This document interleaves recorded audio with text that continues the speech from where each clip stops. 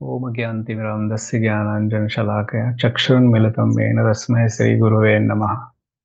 नमः ओं विष्णुपादाय कृष्णप्रेष्ठाय भूतले श्रीमते लोकनाथ स्वामिनिति नामिने नमस्ते सारस्वती देवे गौरवाणी प्रचारिणे निर्विशेष शून्यवादी प्राप्तते शतारिणे। जय श्री कृष्ण चैतन्य प्रभु नित्यानंद श्री अद्वैत गदाधर शिवासादि गौर भक्तवृंद। हरे कृष्ण कृष्ण कृष्ण हरे हरे, हरे राम राम राम हरे हरे। मेरा आवाज आ रहा है प्रभु जी? पद्माली प्रभु हाँ प्रभु जी, स्पष्ट है। यस, जी। Thank you. मैं सर्वप्रथम मैं मेरे प्रिय गुरुदेव परम प्रिय लोकनाथ स्वामी महाराज जी के चरण कमलों में सादर दंडवत प्रणाम करता हूँ। तो मेरी कोई योग्यता है नहीं जूम पर गुरु महाराज जी के प्रत्यक्ष सामने बोलना। आप सबके आशीर्वाद की आवश्यकता है गुरु महाराज जी, आपके आशीर्वाद की आवश्यकता है। आप मुझे आशीर्वाद दीजिए, मैं कुछ जो पढ़ा है आपसे भी सुना है उसको दोहराने का प्रयास करता हूँ। मेरे से जो कुछ भी गलती हो गई तो आप हमें क्षमा कर दीजिए गुरु महाराज। तो धन्यवाद मैं धन्यवाद। हरे कृष्ण। कृष्ण मथुरा। तो गुरु महाराज जी, मैं ऑलरेडी आप लोगों ने बहुत सारे वैष्णव से सुना है और परसों गुरु महाराज जी स्नान यात्रा के समय में बहुत सुंदर बहुत सारी बातें बता रहे थे कि किस प्रकार अपना उन्होंने अनुभव बताया, किस प्रकार गुरु महाराज जी दर्शन करने के लिए जाना चाहते थे जगन्नाथ जी का, और सबको रोक दिया और गुरु महाराज जी नहीं जा पाए।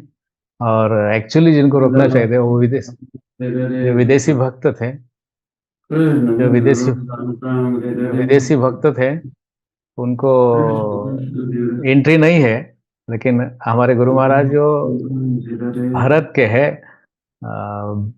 भगवान के धाम के रहिवासी है, और उनको ही रोक दिया। लेकिन जगन्नाथ जी ऐसे कृपा कर दिए कि बाद में गुरु महाराज जी को पूरा रथ के ऊपर में स्थान दिए। तो ये बहुत विशेष है। तो इसी के संबंध में मैं चाहता हूँ थोड़ा जगन्नाथ जी का स्नान यात्रा के बारे में। हो सकता है आप लोगों ने ऑलरेडी सुना होगा कई वैष्णव से। इसी के बारे में थोड़ा सा हम चर्चा करने का प्रयास करेंगे। तो एक समय की घटना है।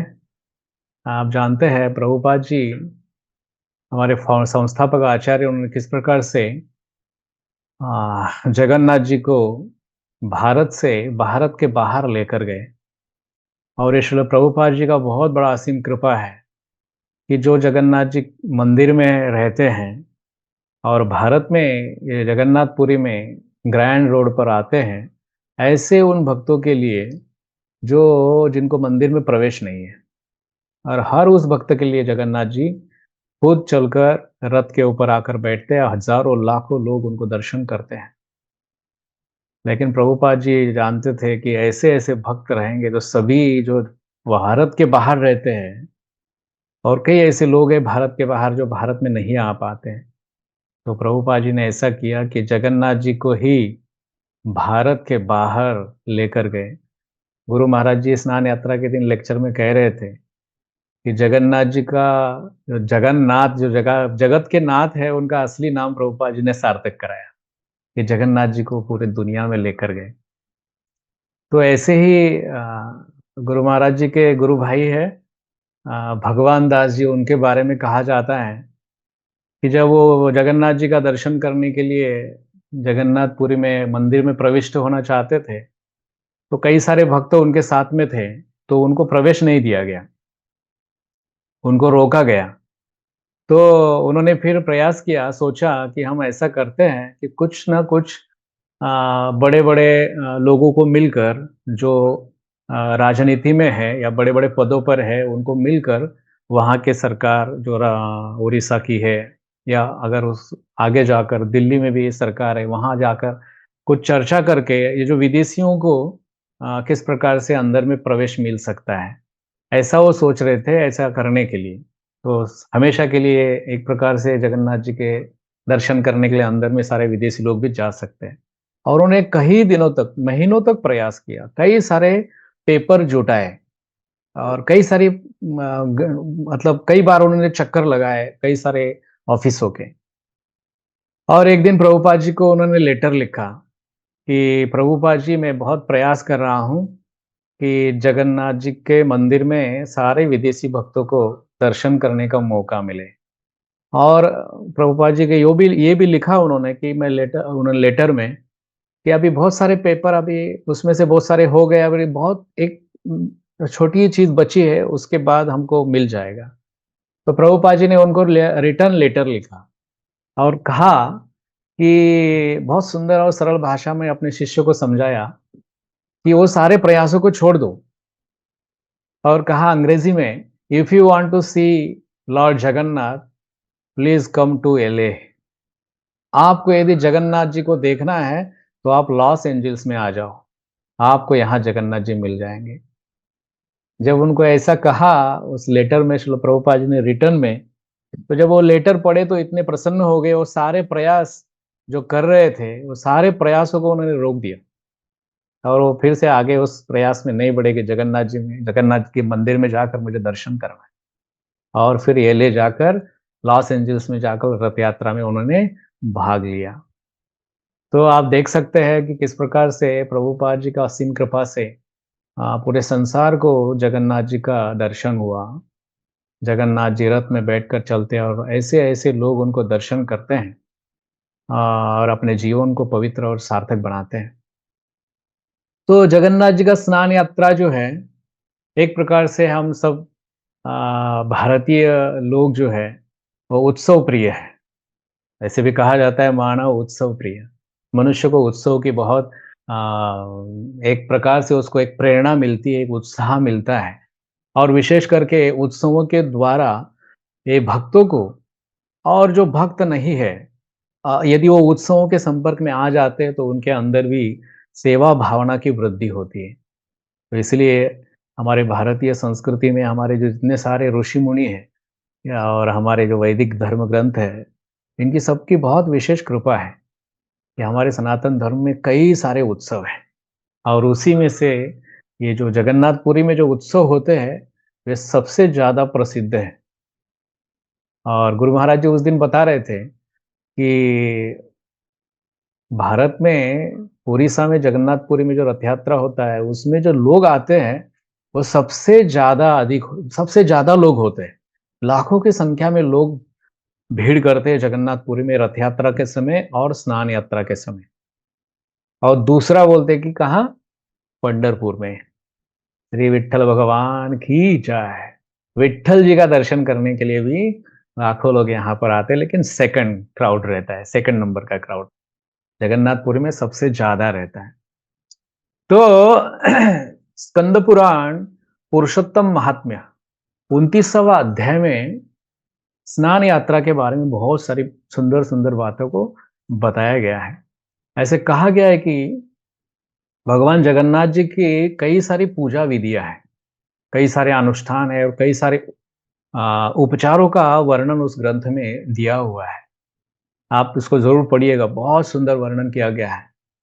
जिसमें कहा जाता है कि जगन्नाथ जी जो है, जैसे साल में मेन उनके फेस्टिवल है, वे 12 है।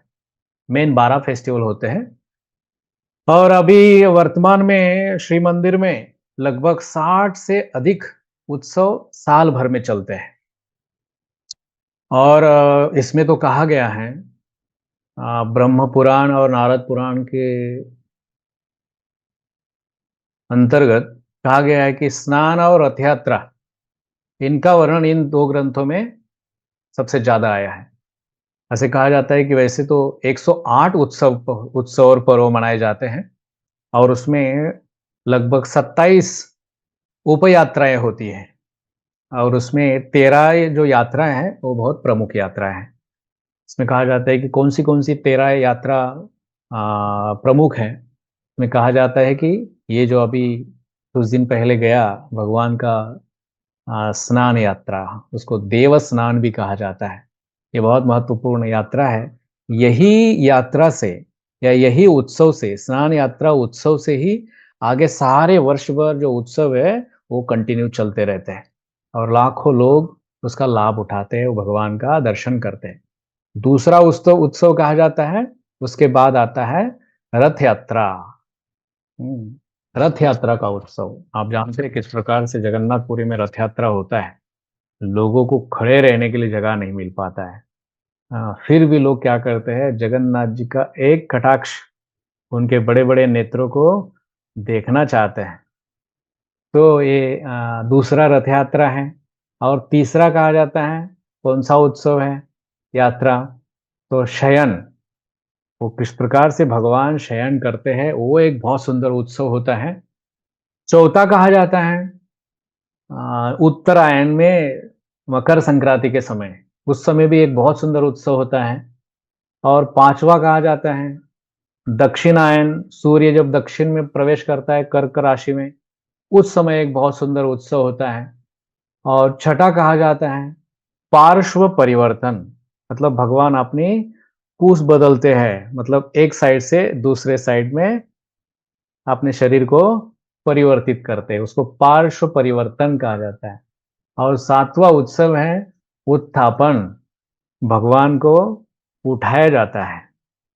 आषाढ़ी में सो जाते हैं और कार्तिक में भगवान उठ जाते हैं। और आठवां उत्सव कहा जाता है प्रावण। और नौवां उत्सव कहा गया है पुष्प अभिषेक, बहुत सुंदर और भारी मात्रा में पुष्प अभिषेक होता है। और 10वां कहा गया है डोल यात्रा, जो होली पूर्णिमा उस समय होता है, जिसमें भगवान को झुलाया जाता है, झूले के ऊपर में बैठकर बहुत आनंद लिया जाता है, भक्त लोग बहुत आनंद लेते हैं इस उत्सव का। और 11वां उत्सव कहा जाता है चंदन यात्रा। ऐसा चंदन घिसा जाता है, इतना सुगंधित चंदन, और भगवान को लगाया जाता है पूरा उनके शरीर में। ये बहुत सुंदर उत्सव होता है भगवान के शरीर को ठंडा बनाने के लिए। और 12वां उत्सव होता है बाहुड़ा यात्रा। 13वां उत्सव कहा गया है नीलाद्रि विजय। तो इस प्रकार से ये 13 बहुत ही सुंदर और अद्भुत उत्सव होते हैं। इन सारे उत्सव का जो लाभ है कई सारे भक्त लोग लेते हैं। और इसमें कहा गया है कि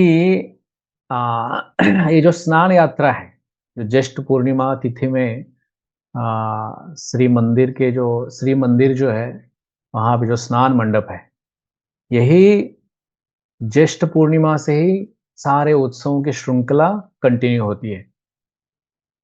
और हजारों और लाखों लोग आते हैं, दर्शन करते हैं। और गुरु महाराज जी उस दिन भी बता रहे थे, और शास्त्रों में इस बात को लिखा गया है कि ये जो दिवस है स्नान पूर्णिमा का दिवस, ज्येष्ठ पूर्णिमा का दिवस, ये जगन्नाथ जी का प्रकट दिवस भी है, जन्मोत्सव भी है। तो जगन्नाथ जी महावेदी पर स्वयं को प्रकट कराते हैं और संसार के ऊपर अपनी कृपा दृष्टि करते हैं। एक जगह पर लिखा गया है बहुत सुंदर बात कि नास्ति तत्परतरम कर्म या ह्यानायासेन मोचनम ज्येष्ठ जन्म दिने स्नानम हरेर यादव लोकितम। जिसमें कहा गया है कि भगवान श्री हरि की जो ज्येष्ठ पूर्णिमा में जो जन्मोत्सव है, और उस समय जब उनको स्नान कराया जाता है, ये अपने आप में इतना बड़ा श्रेष्ठ कर्म है, जो कहते हैं कि जो भी इसको देखता है उसको संसार में किसी प्रकार की कोई बड़ी तपस्या करने की जरूरत नहीं है। हाँ, उसके ऐसे ही संसार के जो बंधन है, हाँ, पाप कर्म के बंधन ऐसे ही कट जाते हैं, वो व्यक्ति ऐसा ही मुक्त हो जाता है। हाँ, तो आप समझ सकते हैं कि भगवान जगन्नाथ जी को जो स्नान वेदी के ऊपर उनका दर्शन करना, उनको देखना कितना अद्भुत और कितना विशेष बात है। तो कहा जाता है कि एक दिन इंद्रदुम्न महाराज जी को भगवान कृपा करते हैं उनके ऊपर, और स्वयं अपनी इच्छा को उजागर करते हैं। जिस प्रकार से आप पंढरपुर में देखिए, एक भजन में लिखा गया है, एक आचार्य जी कहते हैं माय जगन्नाथ बाप जगन्नाथ। ये विट्ठल जी भी क्या है, ये साक्षात जगन्नाथ, ये माता भी जगन्नाथ है और पिता भी जगन्नाथ हैं। तो ये पंढरपुर में जैसे जगन्नाथ जी अपने मन की बात बोलते हैं, हृदय की बात बोल रहे हैं इंद्रदुम्न महाराज को, तो ऐसे कहा जाता है कि पंढरपुर में विट्ठल जी भी जगन्नाथ जी ही है।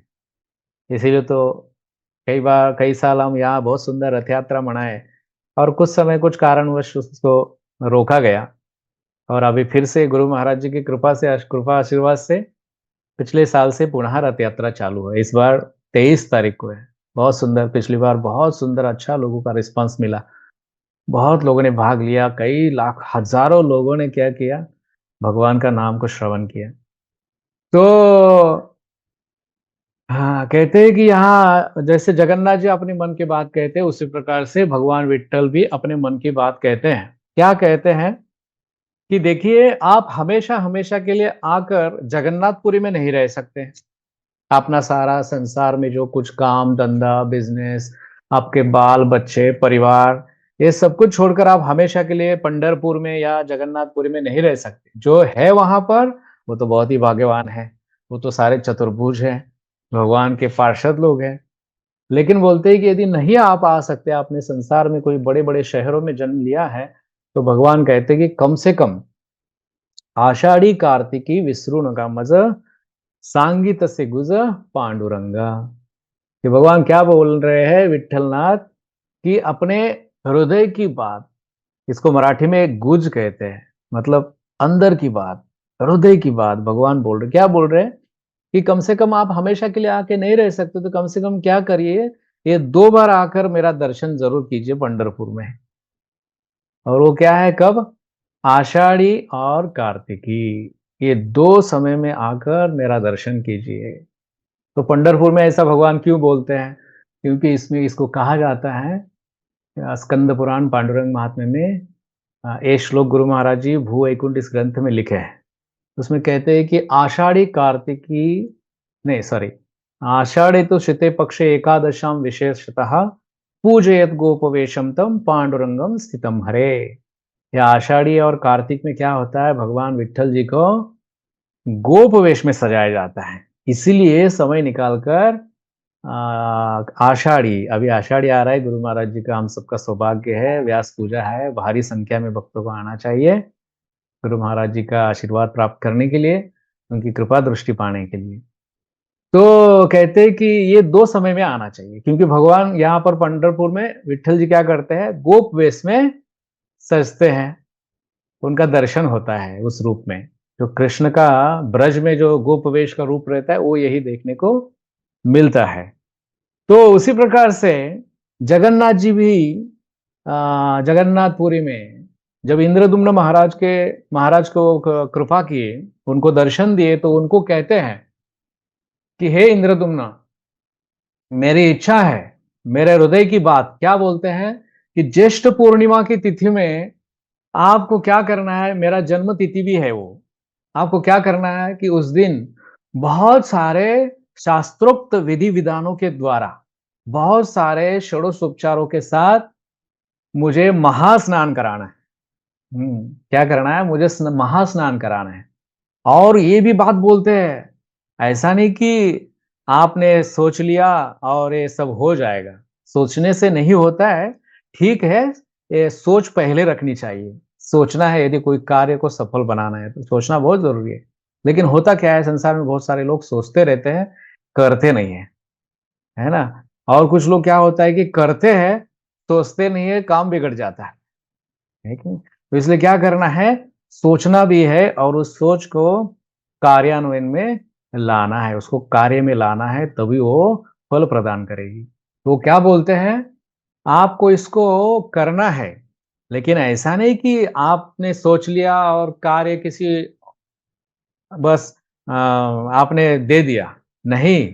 तो स्वयं कहते हैं भगवान जगन्नाथ जी कि मेरे इस महास्नान का जो उत्सव है, मेरे स्नान का जो उत्सव है, इसको आपको खुद को इसको नियोजन करना है। इसका मैनेजमेंट किनको करना है, आपको खुद को करना है। इस प्रकार से जगन्नाथ जी जब उनको बोलते हैं, तो राजा इंद्रद्युम्न बहुत प्रसन्न हो जाते हैं, और ये भी कहते हैं जगन्नाथ जी कि देखो, आपको क्या करना है, समुद्र के किनारे एक अक्षय वट है। समुद्र के किनारे एक अक्षय वट है, वहां पे आपको क्या करना है, जाना है। और उसके उत्तर में सारे तीर्थों से परिपूर्ण एक तीर्थ है, एक कुआं है बोलते हैं। और वो कुआं है, उस समय कह रहे थे जगन्नाथ जी, भगवान कहते हैं ठाकुर जी कि वो बालू से भरा है, ढका हुआ है, और आपको उसको उजागर करना है, प्रकट कराना है। उसी को सोनार विहीर कहा जाता है। तो ऐसे कहते हैं कि जब इस प्रकार से जगन्नाथ जी अपनी मन की बात उनको कहते हैं, तो फिर राजा इंद्रद्युम्न कई सारे रक्षक और क्षेत्रपालों के द्वारा दिक्पालों की मदद से बहुत सारे भक्तों को ले जाते हैं, सेवकों को लेके जाते हैं, और शंख, काहला, मूरज आदि बहुत सारे वाद्य यंत्रों को लेकर बहुत सारा कीर्तन वहां पर होता है। और सर्वप्रथम उस जो कुआं है, उस कुएं का संस्कार किया जाता है। और उस कुएं से जो अभी जगन्नाथ जी को महावेदी के ऊपर जो स्नान कराया जाता है ना, उसी कुएं से घड़े भर भर कर लाए जाते हैं और जगन्नाथ जी को स्नान कराया जाता है। और कहते हैं कि जो इंद्रदुम्न महाराज ने उस समय ये जो उत्सव किया, जगन्नाथ जी को स्वयं मैनेजमेंट किया बहुत अच्छा से, है ना? तो इसलिए हम लोग को भी क्या करना चाहिए, जगन्नाथ जी के उत्सव का ऐसे नहीं कि हमारे दिमाग में आज रथ यात्रा है, ये स्नान यात्रा है और आज हमारे दिमाग में आ गया और हमने चालू कर दिया, नहीं। तो पहले ही सोचना है, अच्छा से अच्छा नियोजन करना है। हमारे उत्सवों को अच्छा से अच्छा अच्छा क्यों बनाना चाहिए भगवान के उत्सवों को? ताकि इस संसार में जो लोग हैं ना, जो कुछ दिव्य और भव्य देखना चाहते हैं, कुछ विशेष चीजों को अपने आंखों से देखना चाहते हैं, यदि हम भगवान को अच्छा से अच्छा श्रृंगार करते हैं, बहुत अच्छे से अच्छे वस्त्र पहनाते हैं, अच्छे से अच्छे उनको भोग खिलाते हैं, जितना ऐश्वर्य के साथ हम भगवान को ये सब सारी उपचारों को देते हैं, उनकी सेवाओं को करते हैं दिव्य और भव्य रूप से, तो जो नास्तिक भी यदि कोई आ जाता है ना भगवान के सामने, वो देखकर भक्त बन जाएगा, है ना? यदि हम भगवान की सेवाओं में बहुत कंजूसी करेंगे और मतलब ध्यान नहीं देंगे और चलो हो जाएगा, होता रहेगा, तो वो ठीक नहीं है। वो भगवान के प्रति, भगवान की सेवाओं के प्रति बहुत बड़ा अपराध है। बहुत सावधानीपूर्वक भगवान की सेवा बहुत अच्छा से करना चाहिए। और जब ये स्नान यात्रा चालू होता है और वहीं से कहते हैं कि तब से इंद्रद्युम्न महाराज जो चालू किए, तब से आज तक भगवान जगन्नाथ जी का ये उत्सव स्नान यात्रा का चल रहा है। और आगे भी जब तक सूर्य और चंद्र रहेंगे, तब तक जगन्नाथ जी का ये उत्सव, हर उत्सव कंटिन्यू चलता रहेगा। तो ऐसे कहते हैं, सर्वप्रथम क्या किया जाता है, ये स्नान स्नान यात्रा के पूर्व सारा अरेंजमेंट किया जाता है वो स्नान वेदी के ऊपर। आपने देखा होगा, जब आप पूर्वाभिमुख होकर जगन्नाथ जी के मंदिर के सामने खड़े होते हैं, वो जो स्नान वेदी है, वो जो मंडप है, वही है जो मेन जो क्या बोलते हैं, वॉल है, कंपाउंड वॉल, उसी के ऊपर में तो सभी लोगों को उसका दर्शन होता है। तो उसके पूर्व कहते हैं कि वो तो सारा अरेंजमेंट किया जाता है, वो वेदी के ऊपर बहुत सुंदर उसको साफ-सफाई किया जाता है, फूलों से बहुत सुंदर तरीके से सजाया जाता है। और फिर उसके बाद में जगन्नाथ जी को श्री मंदिर से बहुत सज-धज कर लाया जाता है और बहुत इतना सुंदर वो जो उत्सव है, वो लाने का उत्सव है। किस प्रकार से पंडा लोग हैं, भगवान जगन्नाथ जी बलदेव और सुभद्रा को पकड़ते हैं और पूरा डोलते हुए एक स्टेप से दूसरे, दूसरे से तीसरे, डोलते हुए जगन्नाथ जी को लेकर आते हैं। उसको देखना मतलब अपने आप में भगवान की विशेष कृपा को पाना है। हुँ। तो इस प्रकार से भगवान को ले लाया जाता है, जगन्नाथ जी, बलदेव और सुभद्रा जी को हज़ारों भक्त उस समय दर्शन करते हैं। और वो जो स्नान मंडप है, उसके बारे में कहा जाता है कि लगभग वो 75 फुट लंबा है। हाँ, 75 फीट लंबा है। और कहते हैं कि उस मंडप को इतना सुंदर तरीके से फूलों से सजाया जाता है। और जगन्नाथ जी को भी बहुत सुंदर सुंदर फूलों से, सुगंधी फूलों से सजाया जाता है। और फिर उसके बाद में बहुत सारे अगरु, धूप, बहुत सारे अनुष्ठानिक अलग-अलग प्रकार के जो शुद्ध किए हुए धूप रहते हैं, बहुत सारे दीप रहते हैं, उनको अर्पित किए जाते हैं जगन्नाथ जी को। और जब स्नान करना होता है जगन्नाथ जी को, तो जो मैंने बताया था कि उत्तर दिशा में जो सोनार कुआँ है, वहाँ से 108 घड़ों से पानी लाया जाता है। और बहुत वहाँ के जो जितने सारे पंडाल लोग हैं, बहुत सुंदर मंत्रों का शुद्ध रूप से उच्चारण करते हैं। और जितने सारे पुजारी पुरोहित रहते हैं, आप देखेंगे उनके सारे सबके जो मुँह हैं, वो कपड़े से ढके रहते हैं। क्योंकि भगवान की पूजा विधि में बोलना नहीं चाहिए। अगर बोलना भी है, तो आपके मुँह के ऊपर कपड़ा होना चाहिए। आप क्योंकि आपका मुँह खुला रहेगा और ब बात करते रहेंगे तो हमारे मुँह से बहुत सारे हमारे क्या बोलते हैं उसको, जो थूक जिसको बोलते हैं वो बाहर आता है, बहुत छोटे-छोटे से कण। और वो जो भगवान की सेवाएँ हैं, जो भगवान के जो उपचार पद्धति के जो जो सारे जो इंग्रीडिएंट्स हैं, उसको दूषित बना सकते हैं। इतना मैंने तो ऐसे भी सुना है कि भगवान की सेवा पूजा करते समय हमारे मुख से बार-बार हमारे जीवा को बाहर लाकर हमारे होठों को हमारे थूक से कलर नहीं बनाना चाहिए। पूरा मुँह एकदम शांत रखते हुए और भगवान का चिंतन करते हुए पुजारियों को भगवान का सेवा करना चाहिए। पूरा भगवान के ऊपर उनको ध्यान रखना है। तो आगे कहते हैं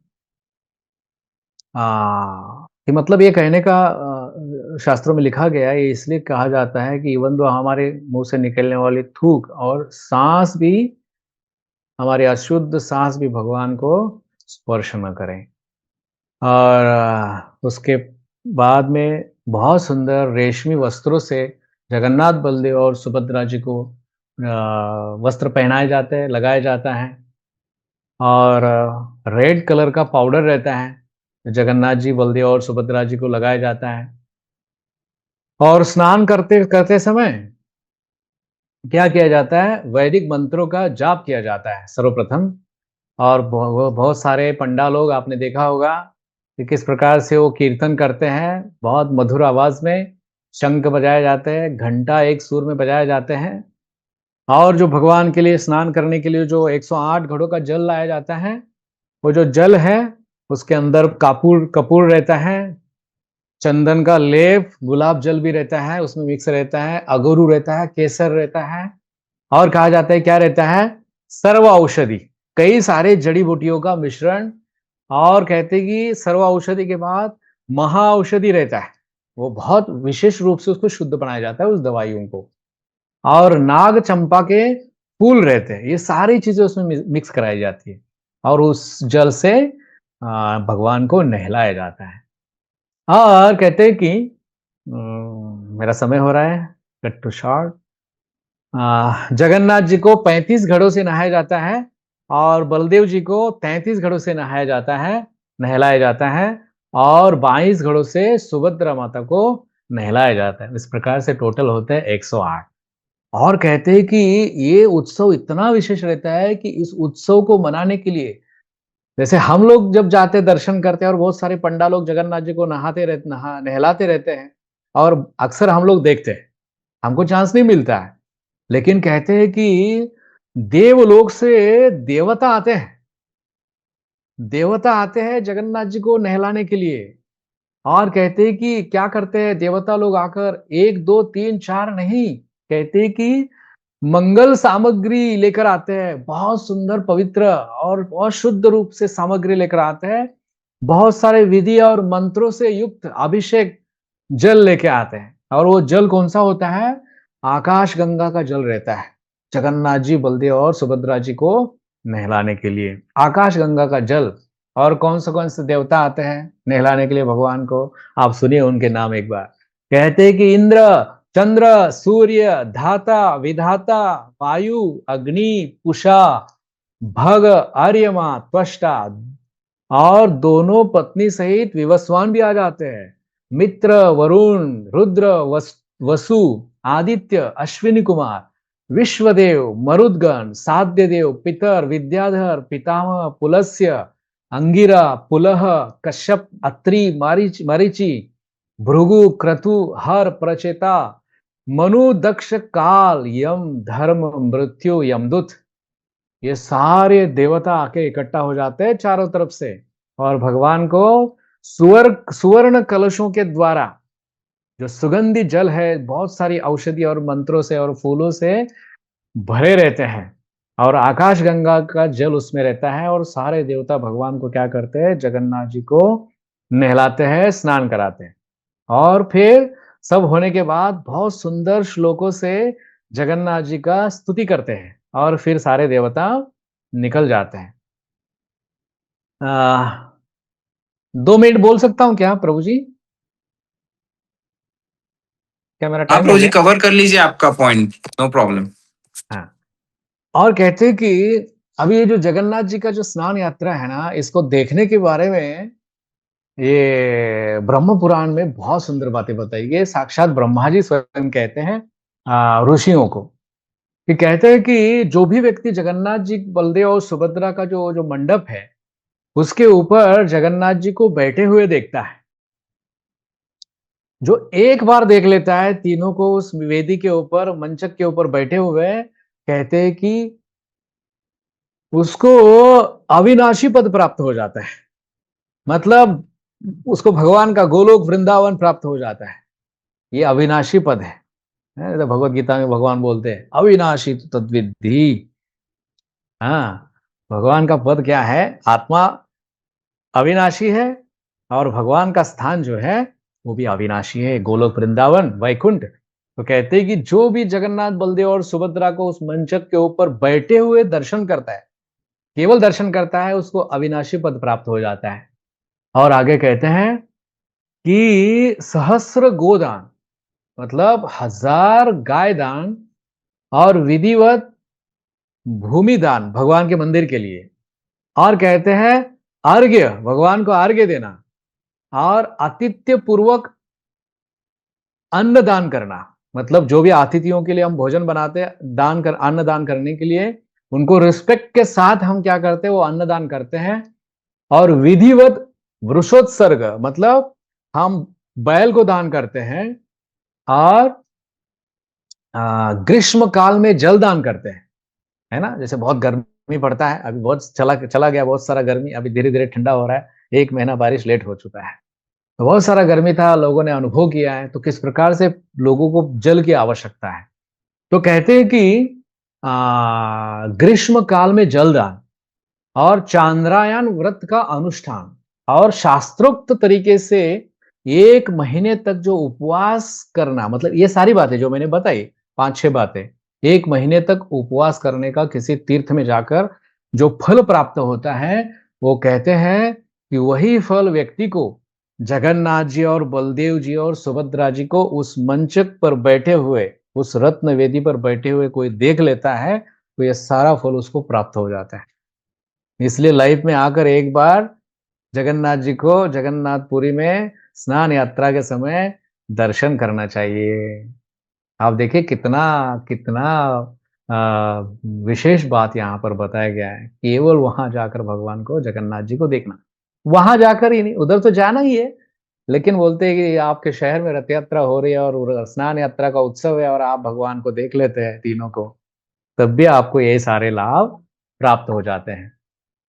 और आगे लिखते हैं, ब्रह्मा जी कहते हैं कि और कहना क्या, कहते हैं कि सारे तीर्थों में व्रत और दान का जो फल है, वो कहते हैं कि केवल एक बार जगन्नाथ जी को देखना वहां पर, वो सारे फलों को प्रदान करता है। कहते हैं और आगे कि संसार में जितने सारे स्त्री पुरुष हैं, वे सबके सब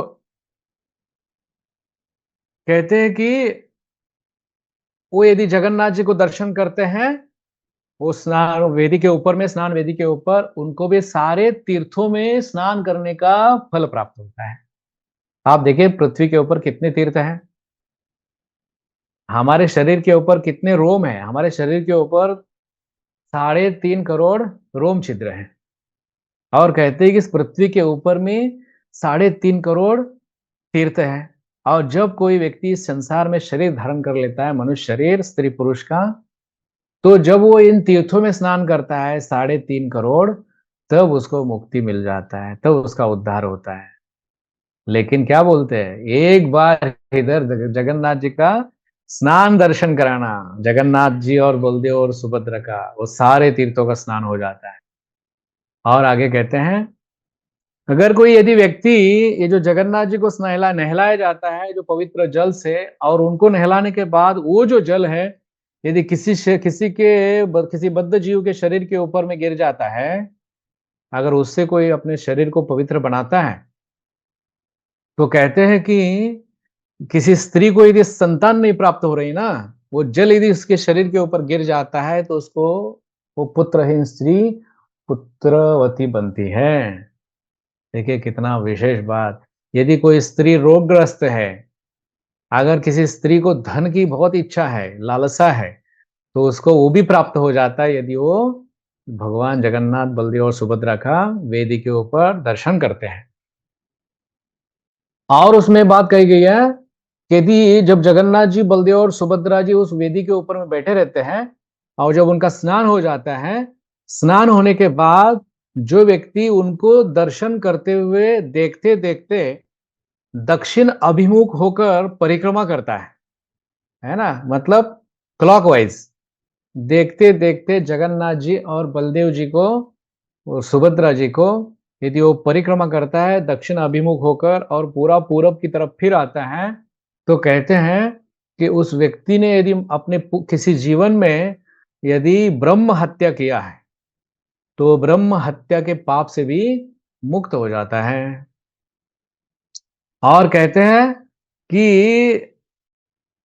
ये जगन्नाथ जी को दर्शन करना उस स्नान वेदी के ऊपर, एक बार में कहा जाता है कि पृथ्वी की 3 बार परिक्रमा पूर्ण हो जाती है।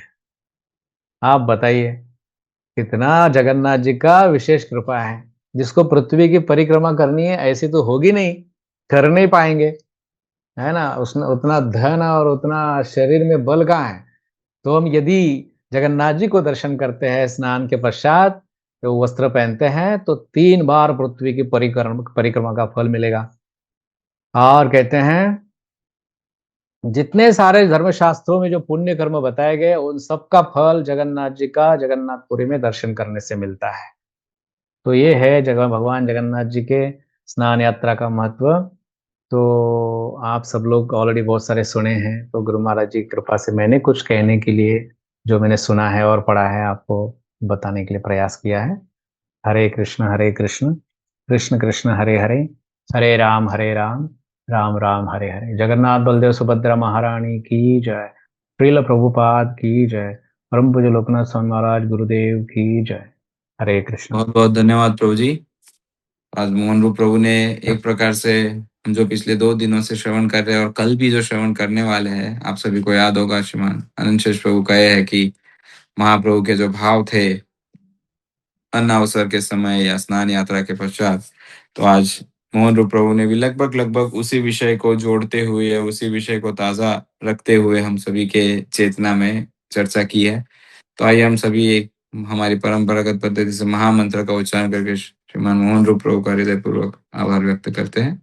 हरे कृष्णा कृष्ण कृष्ण हरे हरे, हरे हरे, हरे राम राम राम राम हरे राम हरे। हरे हरे। तो प्रभु जी बहुत बहुत धन्यवाद आज के इस सत्र के लिए, आपके संग सानिध्य के लिए।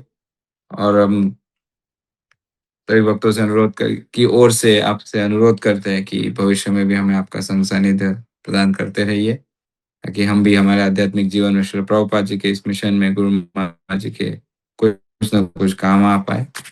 बहुत बहुत धन्यवाद प्रभु जी। श्री हरिनाम प्रभु की हरे जय। कृष्ण। जगन्नाथ बलदेव सुभद्रा धन्यवाद माई की पद्मावली प्रभु। जय। हरे कृष्ण। थैंक यू प्रभु जी। धन्यवाद प्रभु जी, आपने हमें सेवा दिया। हरे कृष्ण। दंडवत हरे प्रणाम। कृष्ण। पंचाकल्पतरुभ्यश्च कृपा सिन्धुभ्य एव च पतितानां पावनेभ्यो वैष्णवेभ्यो नमो वैष्णवेभ्यो नमो अनंत नमः। कोटि वैष्णववृंद की